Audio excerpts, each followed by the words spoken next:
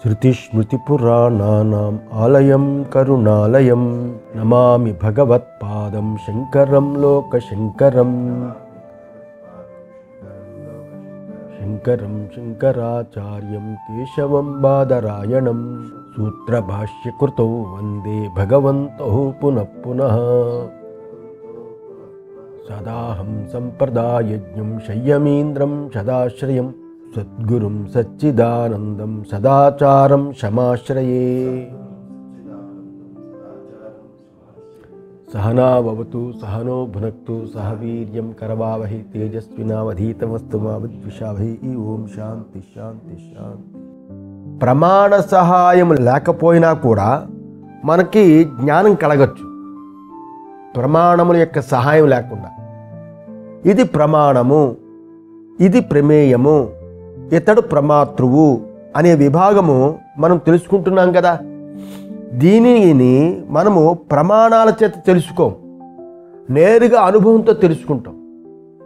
ఉదాహరణకి మెలకువ, కళ, నిద్ర అనే అవస్థల్ని ప్రమాణంతో తెలుసుకోం కదా, అనుభవంతో తెలుసుకుంటాం. అందుచేత ప్రమాణాలు లేకుండా తెలియడానికి వీలు లేదు అనేది సరికాదు అని అయింది. ఇప్పుడు లోక వ్యవహారము 57వ పేజీ. లోక వ్యవహారము అధ్యాసను ముందు పెట్టుకుని ఎలా జరుగుతుంది అనేది వివరణ. ఇక్కడ ఎవరికి ప్రాప్తి కోసము లేదా వదలడానికి కోసము, ప్రాప్తి పరిహారాలు, ప్రాప్తి కోసము లేదా వదలడానికి కోసము చేసే ప్రవృత్తి ఏదైతే ఉందో అప్పుడు అతడేమవుతాడు? ప్రమాత అని అనిపించుకుంటాడు. పొందాలి అని కోరిక, లేకపోతే వదలాలి అని కోరిక, అలాంటి రెండు ఉన్నవాడిని ప్రమాత అని అనిపించుకుంటాడు. అతడు ఆ ప్రమాతృ దేనితో విషయాన్ని గ్రహిస్తూ ఉంటాడో అది ప్రమాణమని అనిపించుకుంటుంది కదా. ఏ ఇంద్రియాలతో విషయాన్ని గ్రహిస్తాడో అది ప్రమాణమని అనిపిస్తుంది. ఏది ఎలా తెలుసుకుంటాడో అది ప్రమాణాల చేత అది ప్రమేయం అవుతుంది. ప్రమాణాల చేత అది ప్రమేయం అవుతుంది. ఏ పదార్థం యొక్క నిశ్చయ జ్ఞానము ఏదైతే ఉందో ఆ నిశ్చయ జ్ఞానం, అది పలానా కుర్చీ అని నిశ్చయ జ్ఞానం ఏదైతే ఉంటుందో ప్రమాణాల చేత అది ప్రమిత అవుతుంది. ఇది ప్రమాణ విధులు. ప్రమాణ విధులు అంటే న్యాయశాస్త్ర విధులు అయిన నైయాయికులు గౌతమ మహర్షి వాళ్ళ సిద్ధాంతం చెప్పే మాట ఇది.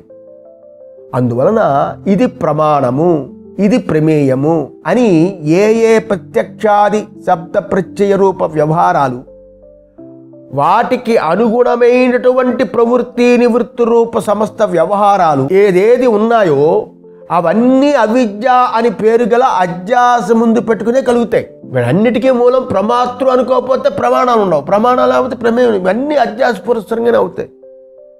లౌకిక వైదికాశ్చ, లౌకికములు వైదికములు అని అర్థం. లౌకికములు వైదికములు అంటే లోకే భవంతి ఏతే లౌకికాః, లోకే భవంతి ఏతే లౌకికాః, లోకంలో కలిగేవి లౌకికాలు, లోకంలో కలిగేవి లౌకికాలు. వేదే భవంతి ఏతే వైదికాః, వేదంలో ఉండేవి వైదికాలు. అందువల్ల కేవల లౌకిక వ్యవహారములే కాకుండా వైదిక వ్యవహారాలు కూడా అవిద్యా పురస్సరములే అని అభిప్రాయం భాష్యకారులది. ఎందుకంటే వైదిక వ్యవహారాలు కూడా కావాలి, వద్దు కావాలి అని వాటి చేతనే ప్రేరేపించబడి నడుస్తాయి. ఆ నడవడం చేత వైదిక వ్యవహారాలు కూడా లౌకిక వ్యవహారాలతో సమానం. దాన్ని వివరించి చెప్తున్నారు. శాస్త్ర వ్యవహారాలు కూడా అధ్యాస పురస్సరమే అని చెప్పారు. అలాగే విధి ప్రతిషేధ మోక్షపరమైన సమస్త శాస్త్రాలు కూడా అధ్యాస పురస్సరాలే అని చెప్పారు. ఏ విధంగా ప్రమాతృల ప్రవృత్తియో, ప్రమాతృవులంటే నేను అనేవాడి ప్రవృత్తియో, మరియు లౌకిక ప్రమాణముల ప్రవృత్తియో, అలాగే శాస్త్ర ప్రవృత్తులు కూడా ప్రమాతృల ప్రవృత్తి ఏదైతే ఉందో అదో అది, మరియు లౌకిక ప్రమాణముల యొక్క ప్రవృత్తి అది, ఆ రకంగా వాటిలాగే శాస్త్ర ప్రవృత్తి కూడా అధ్యాస పురస్కరములే అని అభిప్రాయం. వేదవాక్యాల్ని కలిగి ఉన్నటువంటి శాస్త్రాలు అపౌరుషేయాలు, పురుషుడి చేత రచించబడినవి కాదు, అపౌరుషేయాలు అని మొదలైన కారణాల చేత వాటికి వేరొక రూప ప్రవృత్తి ఉంటుంది అని తలవకూడదు. అపౌరుషేయాలు అండి ఇవి, అందువల్ల అది అలా అవుతుంది, దానికి వేరొక రూపం ప్రవృత్తి ఉంటుంది కదా అని అనుకోకూడదు. ఎందుకంటే విధిపరమైన వాక్యములవి, విధిపరమైన వాక్యములు. విధిపరమైన వాక్యాలంటే ఏంటి? యజేత, యజేత అంటే యాగం చెయ్యాలి, విధి.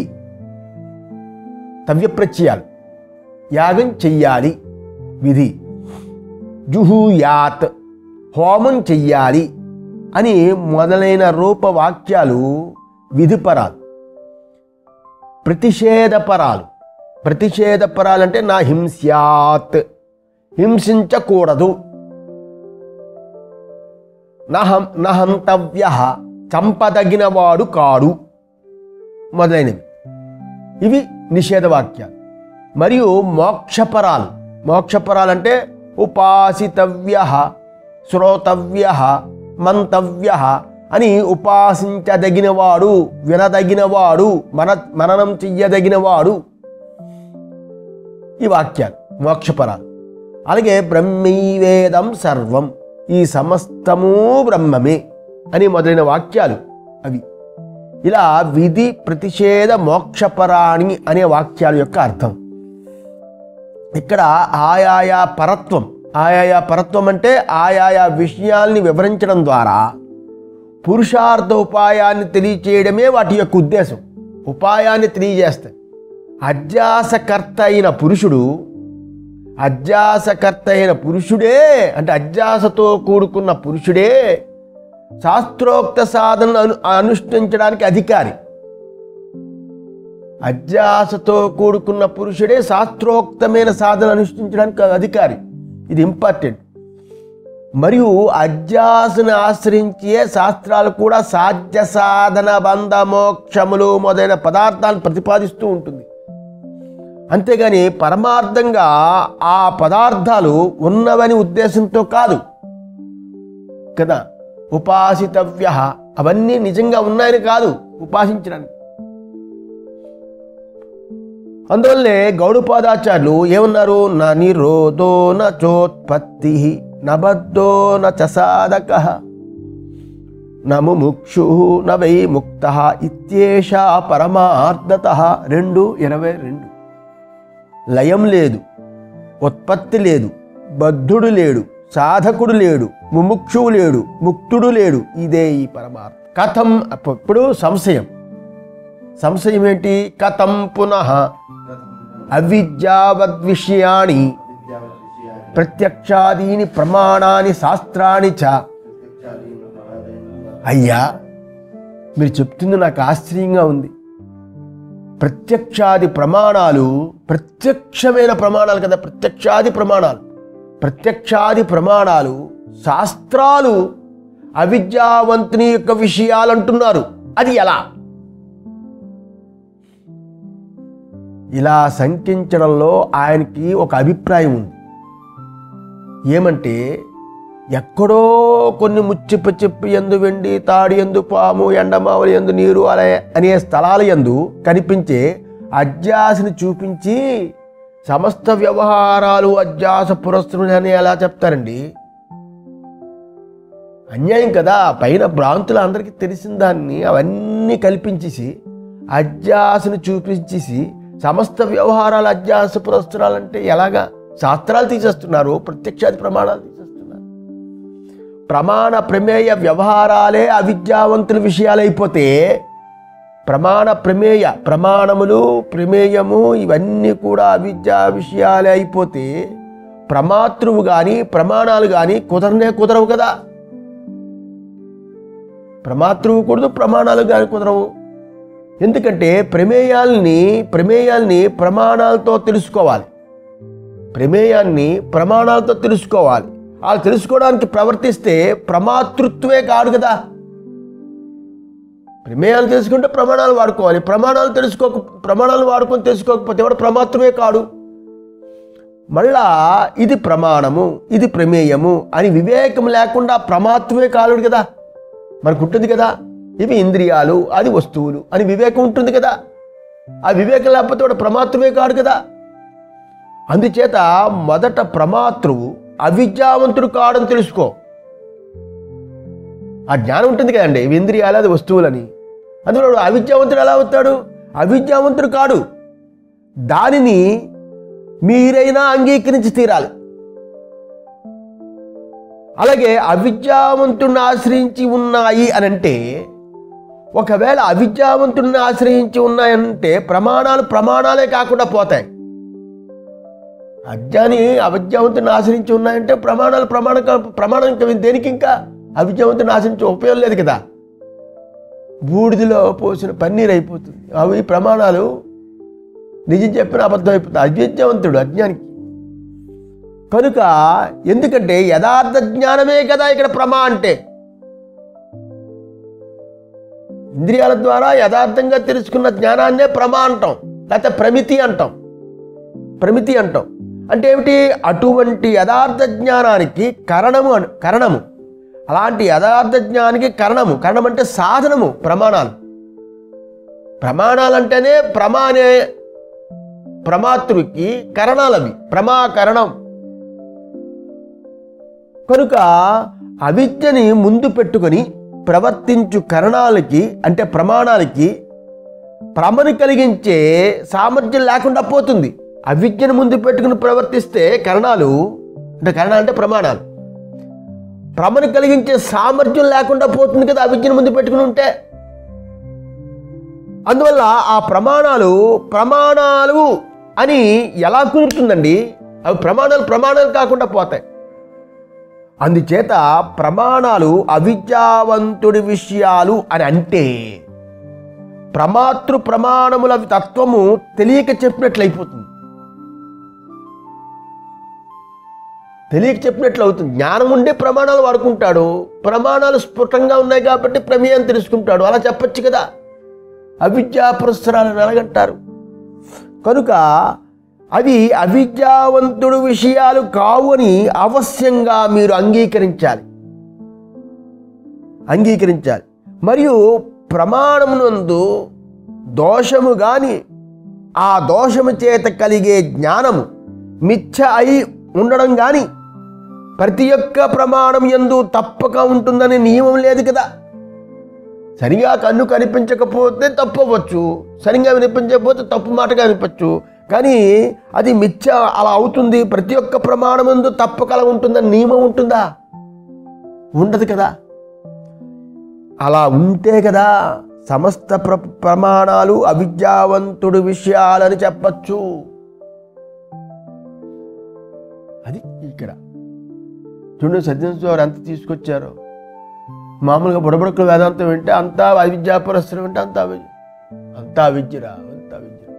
తర్కం ఉండాలి లోపట, మనసులో వివేకం ఉండాలి. వివేకంతో ఒప్పుకోవాలి వేదాంతాన్ని, అంతే శ్రద్ధాభక్తితో ఒప్పుకోకూడదు. అందుకనే పెద్దలు యస్య చ దుష్టం కరణం యత్ర చ మిథ్యేతి మిథ్యయో స ఏవ అసమీచీనః ప్రత్యయః నా అన్యః సాబర భాష్యం 1:1:5 రాశారు వారు. ఏమని?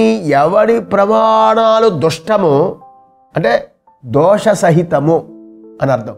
అంటే దోషంతో కూడుకున్నాయో, ఎవడి ప్రమాణాలు దోషంతో కూడుకున్నాయో, మరియు ఎక్కడ మిథ్య అనే జ్ఞానం కలుగుతుందో అది సరిగా లేని జ్ఞానము. అంతే కదా. ప్రమాణాలు బాగోలేనప్పుడు దోషంతో కూడుకున్నా లేదా మిథ్య అనే జ్ఞానం కలిగినా అప్పుడు సరిగా లేదని అవుతుంది. ఆ జ్ఞానం వేరొకటి కాదని చెప్పాడు. కాబట్టి ఇక్కడ ఎంత ప్రయత్నం చేసినా దోషము మాకు కనిపించడం లేదు. అలా కాకపోతే సమస్త ప్రమాణాలు అవిద్యావంతుని విషయాలే అని చెప్పడం సరికాదు. అర్థమైందా? సరికాదు అన్నాడు. ఇవి ఆక్షేపాలు. మళ్ళీ ఇంకో ఆక్షేపం చెప్తున్నాడు. ఏమని? శాస్త్రాలకు ప్రమాణాలు చెప్పింది కదా, శాస్త్రాలు కూడా అవిద్యావంతుని విషయాలే అంటున్నారే, అది కూడా సరికాదు. ప్రమాణాలు వదిలేయండి, ప్రమాణ ప్రమేయం చెప్పాం మేము. శాస్త్రాలు కూడానా ప్రమాణ వ్యవహారమే అవిద్యావంతుడి విషయం కాదని మేము చెప్తే సిద్ధిస్తుండగా, శాస్త్రాలు అవిద్యావంతుని విషయం కాదని ముందే సిద్ధమైంది కదా. ప్రమాణాలే కానప్పుడు శాస్త్రము ఎందుకంటే ప్రమాణాలు పురుషుని ఆశ్రయించి ఉంటాయి, శాస్త్రము అపౌరుషేయం. ఎందుకంటే శాస్త్రము ఏ ఒక్క పురుషుణ్ణి ఆశ్రయించి పుట్టేది కాదు. శాస్త్రం ఎలాగంటే జన్మాంతర లోకాంతర ఇష్టాయిష్ట ప్రాప్తి పరిహార ఉపాయ విశేషంతో ఉంటుంది. జన్మాంతర లోకాంతర ఇలాంటి విషయాల్ని ఇష్ట అనిష్ట ప్రాప్తి పరిహార ఉపాయ విశేషణాన్ని ప్రకాశించేదే కదా. విధి నిషేధ రూప శాస్త్రం వచ్చింది. అటువంటి ఆయా ఉపాయాలను చూపించడానికి వచ్చిన శాస్త్రాన్ని, వాటిని ఆ శాస్త్రము అలాంటి ఉపాయాలను చూపించడానికి వచ్చిన శాస్త్రము వాటిని చూపించకుండా ఉండాలి కదా. ఆ శాస్త్రం వాటిని చూపించకుండా ఉండాలి. అప్పుడు ఇష్టము అనిష్టము, విధి నిషేధము, లోకము లోకాంతరాలు అన్ని చెబుతుంది. అవి చెప్పకుండా ఉండాలి. అటువంటి ఆ శాస్త్రం అవిద్యావంతుడైన పురుషుణ్ణి ఆశ్రయించి రాలేదు కదా. అవిద్యావంతుడైన పురుషుని ఆశ్రయించే ప్రమాణాలు అయితే అవిద్యావంతు పురుషుడు అంటే అది కూడా కరెక్ట్ కాదు. కానీ ఇది అపౌరుషేయం, అసలు పురుషుణ్ణి ఆశ్రయించి ఉండదు. మరి ఆ శాస్త్రం అవిద్యావంతుడు పురుషుణ్ణి ఆశ్రయించలేదు కదా, అది అపౌరుషేయం కాబట్టి. మరియు దాని చేత కలిగే జ్ఞానము విరుద్ధమే కలిగేది కూడా కాదు కదా. దాని చేత కలిగే జ్ఞానం విరుద్ధంగా ఉంటుందా? అలా కలగదు కదా. ఎందుకు కలగదంటే శాస్త్రము వేదము. ఆ వేదం అంటేనే నియమంగా అనధిగత అసందిగ్ధ అబాధితార్థ భోగకం అని కదా అర్థం. అంటే స్మృతి భిన్నమైన అనధిగత అసందిగ్ధ అబాధితార్థ అంటే స్మృతి భిన్నమైన, స్మృతికి భిన్నంగా ఉంటుంది. స్మృతి అంటే కదా, స్మృతికి జ్ఞాపకానికి భిన్నంగా ఉంటుంది. అబాధితమైన, బాధితం కాకుండా ఉంటుంది. స్మృతి భిన్నమైన అబాధితమైన విషయము యొక్క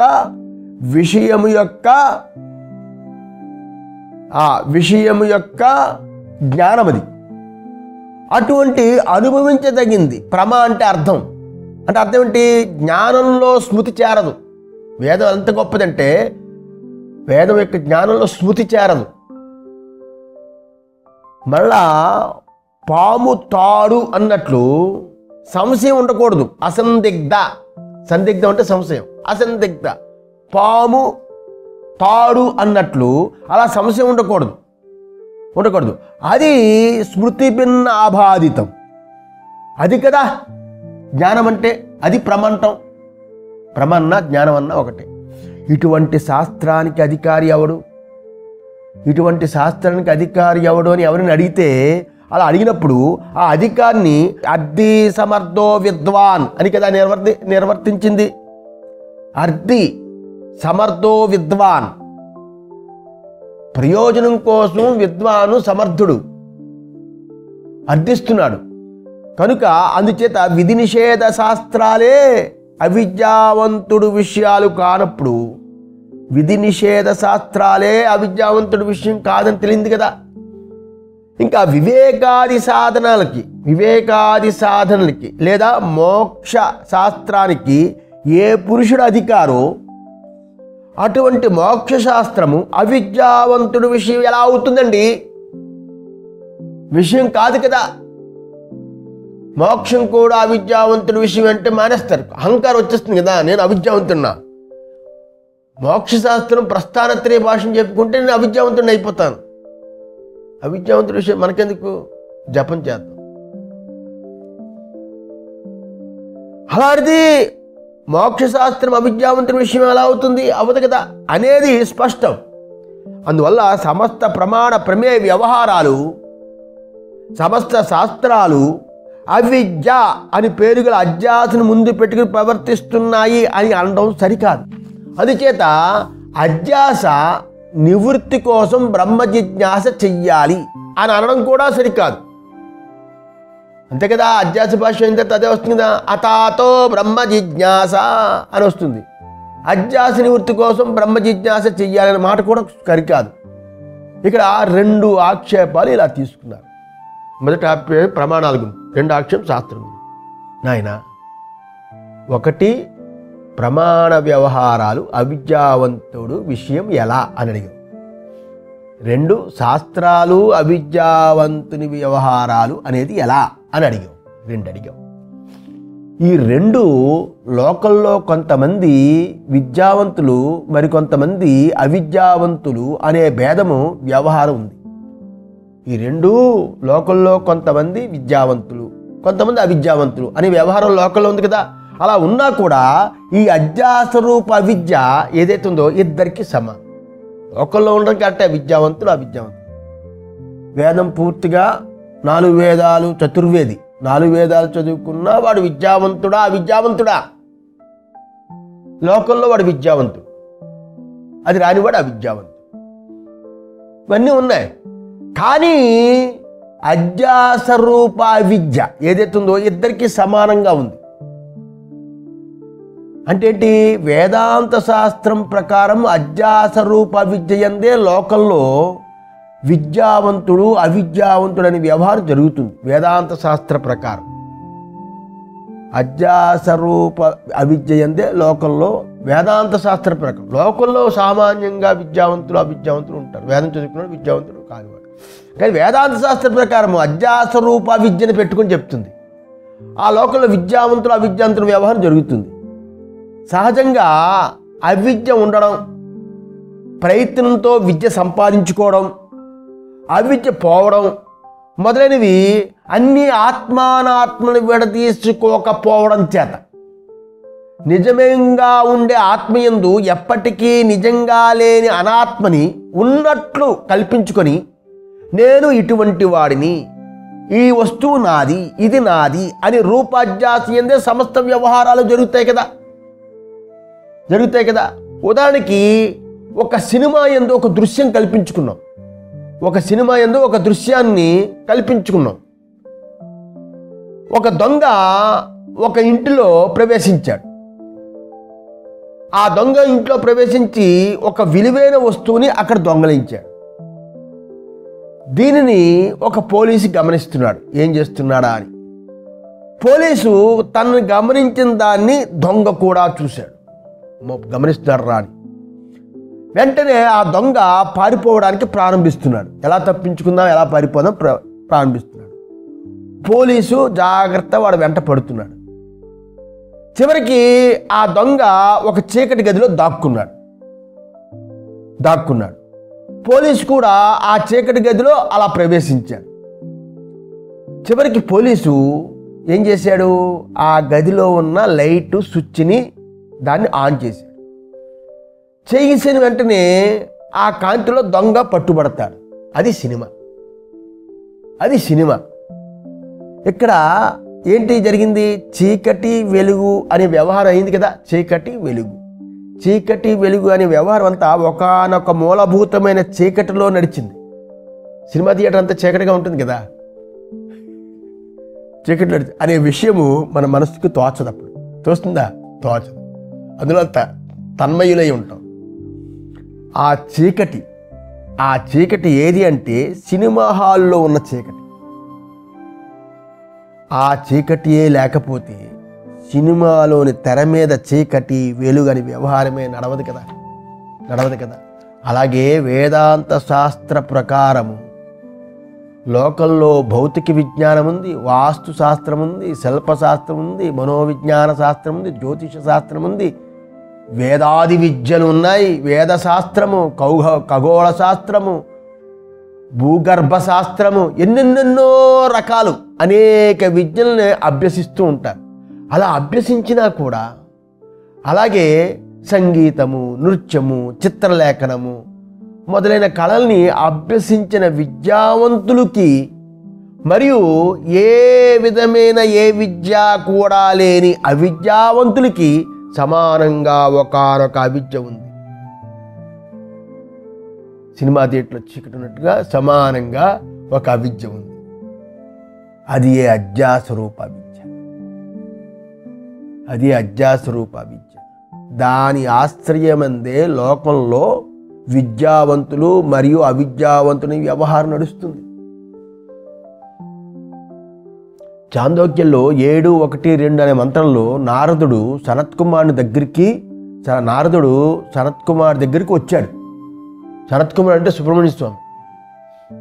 ఆయన దగ్గరికి వచ్చాడు. వచ్చి నేను 4 వేదాలు చదివాను, ఇతిహాసాలు, పురాణాలు, వ్యాకరణం, గణిత శాస్త్రం, తర్కం, నీతి, శిక్ష, కల్పం, నిరుక్తం, ధనుర్విద్య, జ్యోతిష్యం, నృత్యం, గీత, వాద్యం, శిల్పం, విద్యాది సమస్త విద్యల్ని అభ్యసించాను. అయినా కూడా ఆత్మవిద్య నాకు తెలియకపోవడం చేత శోకము నన్ను వదిలిపోవడం లేదు, దుఃఖము నన్ను వదిలిపోవడం లేదు. ఇటువంటి శోకము నుండి ఆత్మవేత్త ఒక్కడే దాటగలని విన్నాను నేను. ఎవడైతే ఆత్మజ్ఞానం ఉన్నాడో ఆ శోకం నుండి వాడొక్కడే దాటగలని విన్నాను. సనత్కుమార్ని అడిగాడు నారదుడు. అందువలన తాము నాకు ఆత్మవిద్యను బోధించండి, నన్ను ఉద్ధరించండి అని శరణ పొందినట్లు ఒక కథ ఉంది. చాందోక్యంలో వస్తుంది. ఈ కథ వల్ల లోకంలో విద్య వ్యవహారము ఆత్మస్వరూపము తెలియని ఒకానొక అవిద్యాయందు నడుస్తుందని అంత స్పష్టమవుతుంది. దీనివల్ల అన్నీ నేర్చుకున్నాడు, శోకం పోలేదు. అందువల్ల శోకం పోలేదు. కనుక ఇప్పుడు ప్రమాణ వ్యవహారమంతా అవిద్యా పురస్సరమే అనేది ఆచార్యుల యొక్క అభిప్రాయం చూపుతున్నారు. దీనినే క్రింద వాక్యంలో ఆచార్యులు వారు వివరించి చెప్తున్నారు.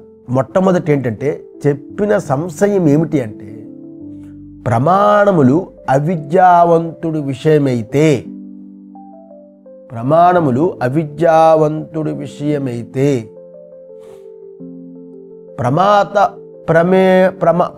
ప్రమాతయే కాకుండా పోతాడు కదా. ప్రమాణములు అవిద్యావంతుడి విషయమైతే అప్పుడు ప్రమాత కాకుండా పోవాలి అని చెప్పారు. ఇంకా రెండవది ఏంటన్నారు, ప్రమాణాలు కాకపోవలసి వస్తుంది, ప్రమాణాలు పోతుందని. ఇలాగా ప్రమాతయే కాకుండా పోవలసి వస్తుంది. ప్రమాణాలు అవిద్యావంతుడి విషయంతో ఒక పాయింట్, ప్రమాణాలు కాకుండా పోతుందని రెండోది చెప్పాం. అయితే ఈ 2 సంశయాలకి తావులేదు. ఎందుకంటే అవిద్యని ముందు పెట్టుకొని 2 వ్యవహారాలు బయలుదేరుతాయి. అందువల్ల 2 కుదురుతుంది.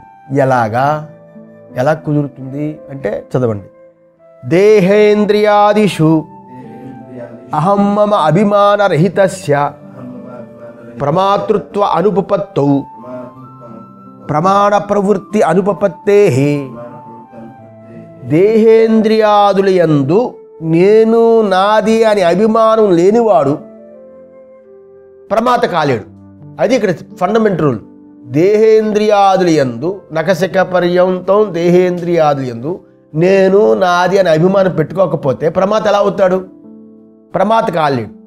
అందువల్ల వాటి ప్రమాణాలు ప్రమాత కాకపోతే ప్రవర్తించవు కదా అవి, ఆ ప్రమాణాలు అని దాని అర్థం. అంటే దేహము, ఇంద్రియాలు, వాటి క్రియలు, వాటి ఫలాలు, ఇలా దేహేంద్రియముల యొక్క వారి వ్యాపారము ఫలముతో సంబంధం, సుఖ దుఃఖ సంవేదనము, ఇవన్నీ కలిసి దేహేంద్రియాదులు అని అర్థం. అంతే కదా, ఆది శబ్దం చేత దేహేంద్రియాదులు అని అర్థం. ఫల సంబంధం ఉండాలి, సుఖ దుఃఖ సంవేదన ఉండాలి, ఇవన్నీ కలిపి. వాటి యందు అహం మమ అభిమానం. అహం మమ అభిమానం అంటే అహమిదం నేను ఫలానా, మమ ఇదం నాది ఇది ఉంటుంది అందరికీ, నేను ఫలానా నాదది అని ఇటువంటి జ్ఞానం. దీనినే అది కాని దాని యందు అది అని బుద్ధి, అతస్మిన్ తద్బుద్ధి అని, ఇదే అజ్ఞాస అని ముందు చెప్తాం. అటువంటి అభిమానం లేని వాడికి, అహం మమ అనే అభిమానం లేని వాడికి ప్రమాతృత్వం కుదరదు కదా. అది కుదరకపోతే ప్రమాణముల యొక్క ప్రవృత్తి కుదరదు కదా అని అర్థం. ప్రమాతృత్వమే కుదరనప్పుడు ప్రమాణముల యొక్క ప్రవృత్తి కుదరదు కదా, ప్రవృత్తి చేయలేడు కదా. ప్రమాతృ అవ్వకపోతే ప్రమాణంతో పనిచేయలేడు. ఎందుకు కుదరదు? ఎందుకు కుదరదంటే ప్రమాణాలను ఉపయోగించకుండా ఎవరైనా ఒక వస్తువుని ఉన్నది అని తెలుసుకోగలడా? తెలుసుకోలేడు. అలా ప్రమాణముల చేత ఉన్నదని తెలిసిన తర్వాతే కదా ఆ పదార్థం ఎందుకు కావాలి లేదా వద్దు అని భావం కలుగుతుంది. ఒక షాప్కి వెళ్తాం, కావాలి వద్దున్నప్పుడు ప్రమాణాలతో తెలుసుకునే కదా. అయితే ప్రమాణములే విషయములు యందు ప్రవర్తించవు. ప్రమాణాలే వాటికి అవే స్వతంత్రంగా, ప్రమాణములే వాటికి అవే స్వతంత్రంగా ప్రమేయ విషయంలో ప్రవర్తించవు. ప్రమాణాలను ఉపయోగించే ప్రమాతృ ఉంటే, నేననే ప్రమాతృ ఉంటేనే ప్రమాణాలు తోటి ప్రమేయాన్ని కరించగలిగింది. ప్రమాణే స్వతంత్రంగా వాటిలో ప్రవర్తించి కావాలి వద్దనేది. ఇష్టాయిష్టాలు నిర్ణయించే ప్రమాతృ ఉండాలి. అంతేకాకుండా మరేమంటే వాటిని ఉపయోగించే ఇంకొకరిని అపేక్షించి ఉంటాయి అవి, అతడే ప్రమాత. అసలు దేహేంద్రియాదులు యందు పైన చెప్పిన విధంగా అభిమానం లేని వాడికి ప్రమాతృత్వమే కుదరదండి. దేహేంద్రియాది యందు పైన చెప్పిన విధంగా అభిమానం లేదనుకోండి, ఈ పైన ప్రమాతృత్వమే కుదరదు కదా. అభిమానం ఉన్నప్పుడే ఇంద్రియాలను ఉపయోగిస్తాడు, ఇంద్రియాలను ఉపయోగించి వస్తువులు సేకరిస్తాడు, వస్తువులతో అభిమానం పెట్టుకుంటాడు, సంసారం చేస్తాడు. ప్రమాతృ లేనప్పుడు ప్రమాణాలు ఉపయోగించేవాడెవడు? ప్రమేయాన్ని కోరేవాడెవడు? అందువల్ల అది ఎలాగా అంటే దాన్ని చూపించడానికి మళ్ళా భాష్యం చెప్తున్నారు. నహి ఇంద్రియాణి అనుపాయాది ప్రత్యక్షాది వ్యవహార సంభవతి. అది ఎలాగంటే ఇంద్రియాలని నావి నావి అని అనుకోక్కర్లేదు. మన తాదాత్మ్యంలో ఉంటాం. నావి అని అనుకోవడం ఎందుకు? ఇంద్రియాలంటే నా స్వరూపం, అంత తాదాత్మ్యంలో ఉంటాం. అందుకే ఇంద్రియాలు నావి అని భావించకుండా ప్రత్యక్షాది వ్యవహారం కుదరదు. ఇంద్రియాలనే మనం ప్రత్యక్ష ప్రమాణాలు అంటాం. వాటిచే కలిగే జ్ఞానాన్నే ప్రత్యక్ష జ్ఞానం అంటాం. అనుమానము, ఉపమానము, శబ్దము, అర్థాపత్తి, అనుపలబ్ధి అనే ప్రమాణాలన్నీ ఇంద్రియ వ్యవహారాలను పెట్టుకొని ఉండడం వల్ల ప్రమాణ వ్యవహారం అంతా ఇంద్రియాలకే కలుగుతుందనేది సిద్ధం. ఇక్కడ ప్రత్యక్షాదులు అంటే ఏమిటైంది? అర్థమైంది.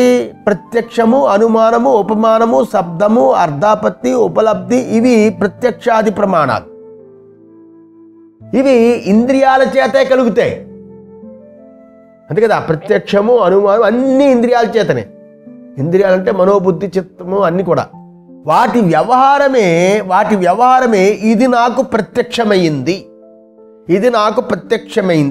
ఇది నా చేత అనుమానించబడింది, నేను ఊహించుకున్నాను, కరెక్టే అదే అయింది.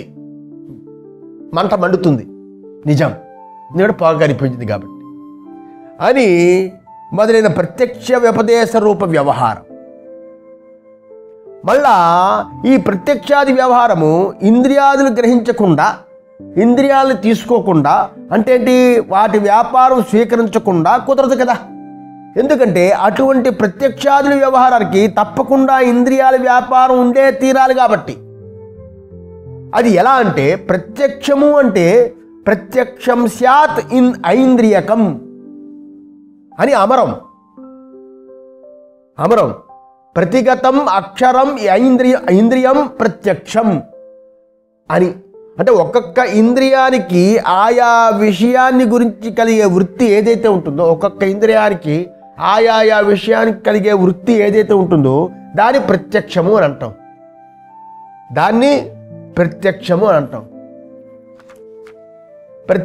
అంటాం. అయితే ఇంద్రియ వృత్తి అంటే ఏంటి? ఇంద్రియ వృత్తి అని అంటే ఏంటండి? ఇంద్రియ వృత్తి అంటే ఇంద్రియ సన్నికర్ష. అందుచేత ప్రత్యక్ష వ్యవహారమే ఇంద్రియ వ్యాపారం,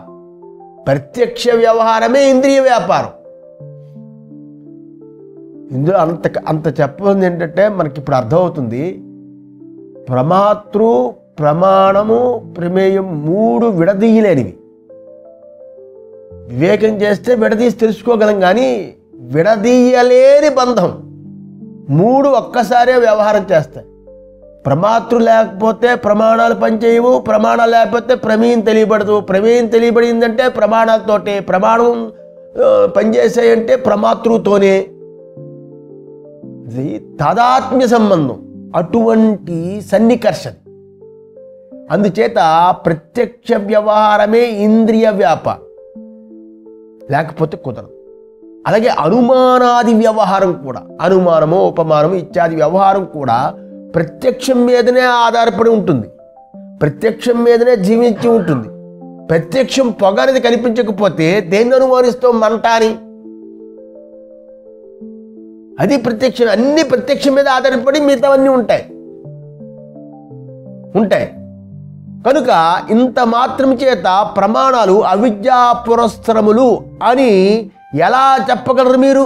ఎలా చెప్పగలరు? అంత ప్రత్యక్షం మీద ప్రత్యక్షంగా ఆధారపడి కదా అన్నీ కనిపిస్తాయి. ఇదంతా అవిద్యా పురస్సరం, ప్రత్యక్షంగా కనిపిస్తే అవిద్యా పురస్సరం ఏంటండి? అది ఎలా చెప్తారు అంటే భాష్యం. నాచాధిష్టానమంతరేణ ఇంద్రియాణం వ్యవహారః సంభవతి.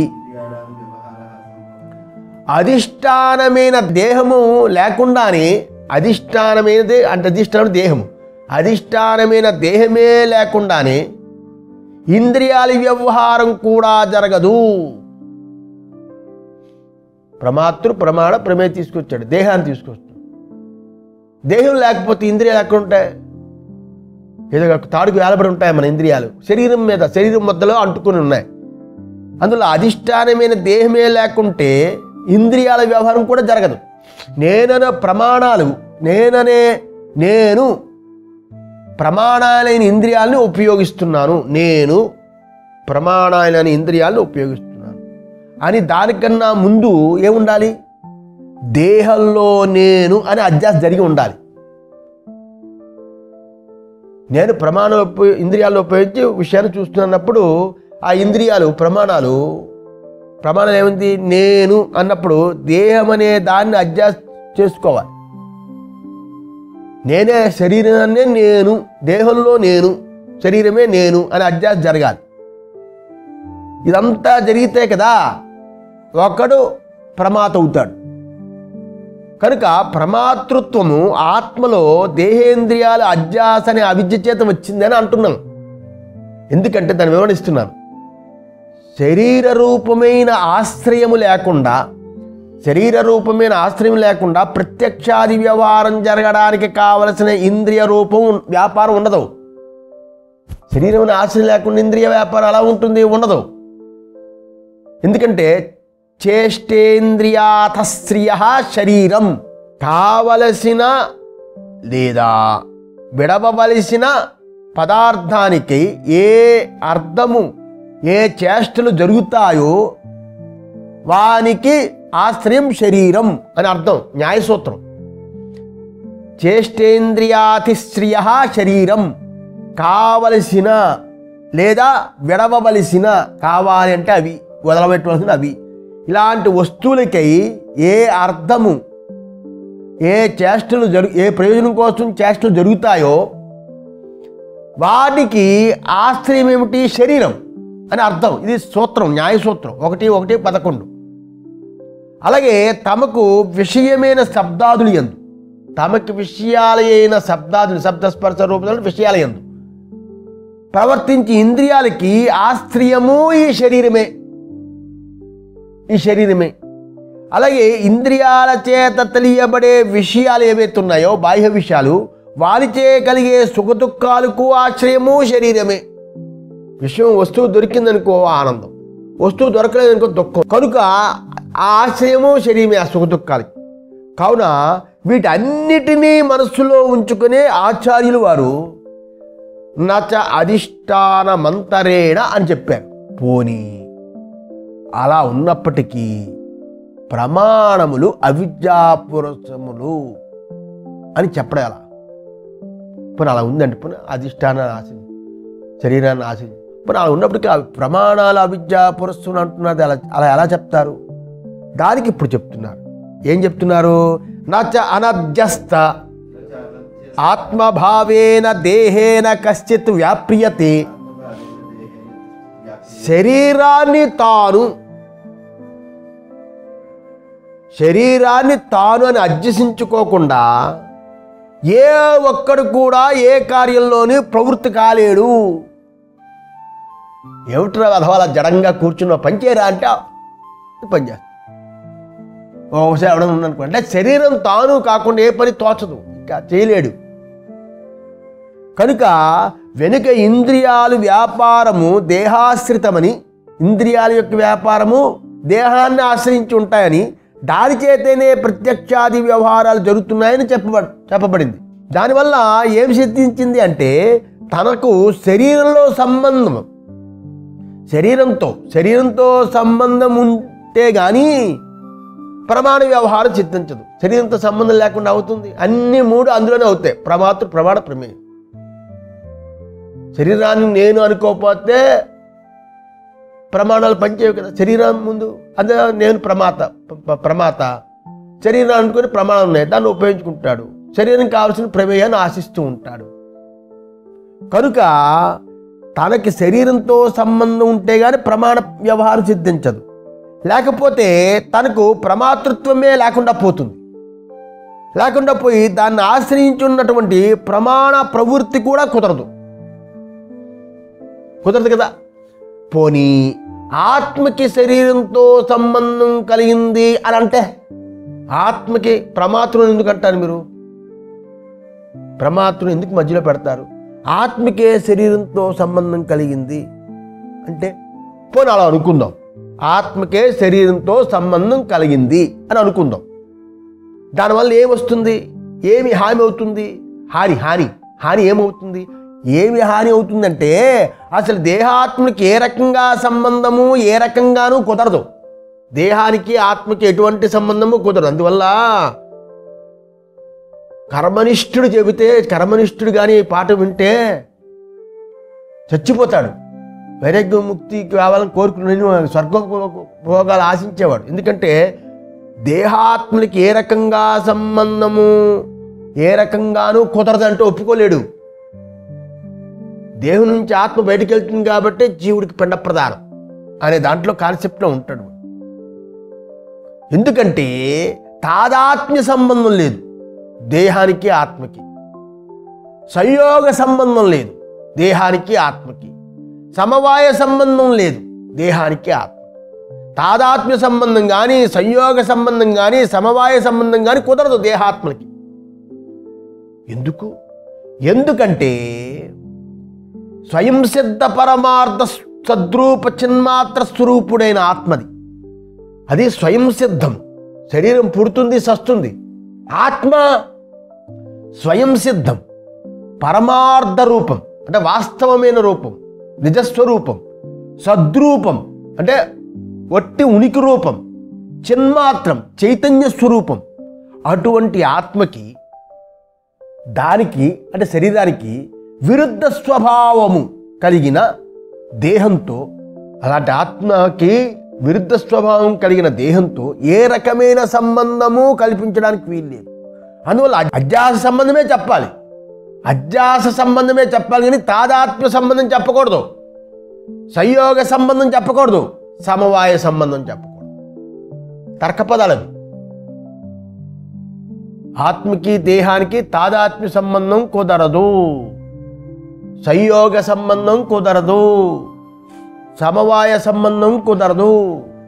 కొండలో రేగుపళ్ళు ఉన్నాయనుకోండి, సంయోగ సంబంధం.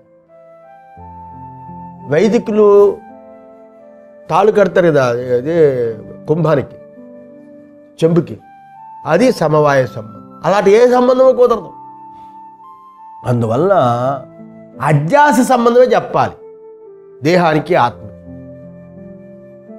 దానిని నచ అనర్జస్త ఆత్మభావేన దేహేన అన్నాడు. అధ్యసించబడిన ఆత్మభావం అంటే నేను అనే భావము కలిగిన, అధ్యసించబడిన నేననే భావం కలిగిన దేహంతోనే వ్యవహరించడం సాధ్యం. అధ్యాస చేతనే సాధ్యమవుతుంది.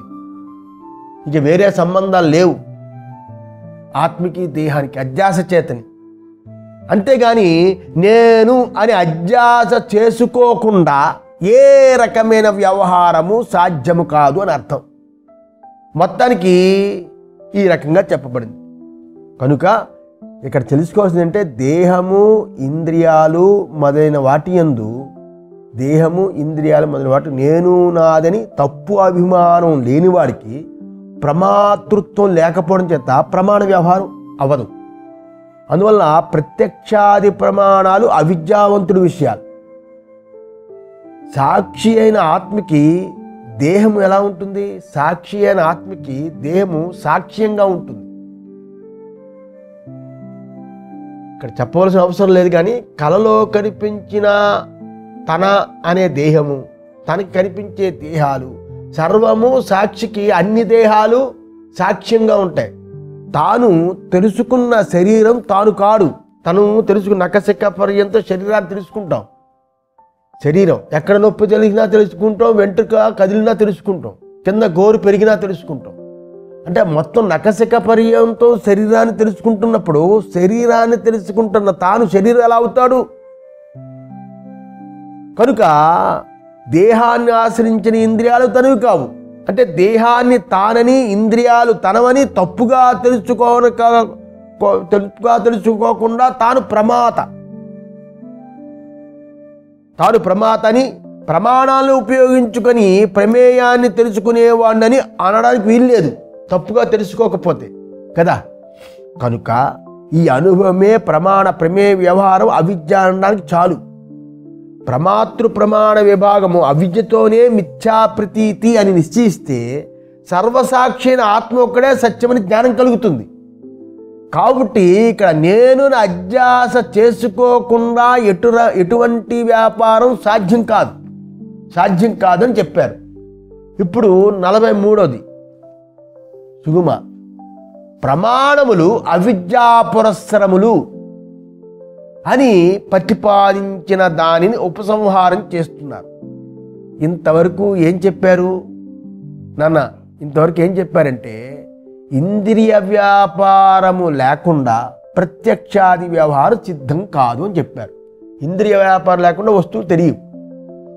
మరియు ఇంద్రియాలు అయ్యే వాటికి అధిష్టానమైన దేహం ఉండాలి. అధిష్టానమైన దేహాన్ని అపేక్షిస్తుంది ఇంద్రియాలు కదా. దేహం లేకుండా ఇంద్రియాలు ఉంటాయి, దేహాన్ని అపేక్షిస్తుంది, అది చెప్పారు. అలాగే ఆత్మీయందు ఏ వ్యాపారం చెప్పవలనా కూడా ఇంద్రియాలకి అధిష్టానమైన దేహాన్ని నేను అని గ్రహించకుండా వీలు కాదు. నేనని గ్రహించకుండా వీలు కాదు కదా. పోనీ ఇలా చెప్పారు. ఇక్కడ ఒక ప్రశ్న అండి. ఇలా అంతా బాగానే చెప్పారండి, పోతే ఒక విషయం చెప్తా. ఇంద్రియాల వ్యాపారము వాటి అధిష్టానమైన దేహంలో, ఇంద్రియాల వ్యాపారం ఇంద్రియాల యొక్క అధిష్టానమైన దేహంలో నేను అని అధ్యాస, అంతే కదా. దేహం యందు నేను అని అధ్యాస, దాని చేత ఆత్మీయందు వ్యాపారం. ఇవన్నీ లేకపోతే పోనీయండి, అవన్నీ లేకపోతే పోనీయండి. పోనీ నచ ఏతస్మిన్ సర్వస్మిన్ అసతి అసంగస్య ఆత్మనః ప్రమాతృత్వం ఉపపద్యతే. అది ప్రశ్న కూడా ఒకసారి మరి చెప్తాను, చెప్తే ఇది అర్థమవుతుంది.